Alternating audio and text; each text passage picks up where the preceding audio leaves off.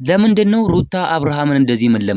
መለመን እኮ የለባትም። ሩታ አብርሃምን እንደዚህ መለመን የለባትም። አሁን እኮ እሱ በጣም ተፈላጊ እንደሆነ ሰው እያሰበ ይገኛል። ለምንድነው ሩታችንን የሚያጨናንቅብን ማለት እንፈልጋለን። እንግዲህ በጣም የሚገርም ቪዲዮ ነው ይዤላችሁ የመጣሁት። እስከመጨረሻው አብራችሁን ቆዩ።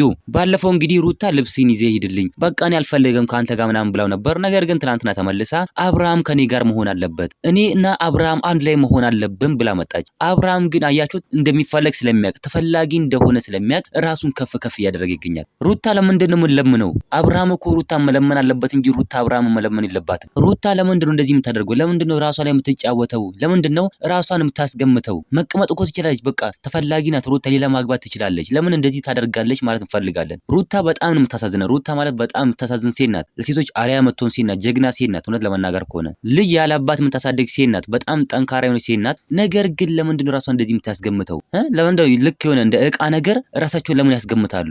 ለምንድነው ራሳቸው ምርጫ ውስጥ የሚያስገቡት? ሄርሜላን ብትሆን ሩታን ብትሆን ለምን ራሳቸው ምርጫ ውስጥ ያስገባሉ? ልክ እንደ ቻይና እቃና እንደ ጃፓን እቃ እንደሚባለው ይሄን እፈልጋለሁ እንዲል እያደረጉት ይገኛሉ። አሁን እሱ ራሱን በጣም ከፍ እያደረገ ይገኛል። አብርሽ ትክክለኛ መንገድ ላይ አይደለም። አብርሽ ከሩታ ጋር መሆን አለበት እንጂ ሩታን እንደዚህ መሸወድ የለበትም። ሩታ ላይ የሆነ ሴራ ማድረግ የለበትም። ሩታ ላይ የሆነ እንደዚህ ራሱን ከፍ ማድረግ የለበትም። ሩታን ማክበር አለበት። ምንም ቢሆን እኮ የልጁ እናት ናት። በጣም ብዙ ነገሮችን አብሮ አሳልፈዋል። በጣም ብዙ ነገሮችን አብሮ አድርገዋል። ነገር ግን ዛሬ በጣም እየተጫወተባት ይገኛል። እንደዚህ ደግሞ ማድረግ አይችልም። እኛ ደግሞ ከሩትዬ አጠገብ እንቆማለን። እኛ የሩትዬ መከታዎች ነን። ኤፋ ወንድማችንም አለ፣ እሱም የሩትዬ መከታ ነው። እናንተም በጣም ሩትዬ እንደምትወዳት እኔም አውቃለሁ። እስኪ የሩትዬ ደጋፊ ከሆናችሁ ቻናሉን ሰብስክራይብ፣ ቪዲዮን ላይክ ማድረጋችሁን እንዳረሱ፣ ሼር ያደረጋችሁ ይሄ ቪዲዮ ለአብርሽ እንዲደርሰው ከዚህ ድርጊቱ እንዲቆጠብ ማድረግ ትችላላችሁ ማለት ነው። ሼር ያደረጋችሁ ለአብርሽ እንዲደርስ ማድረግ ትችላላችሁ።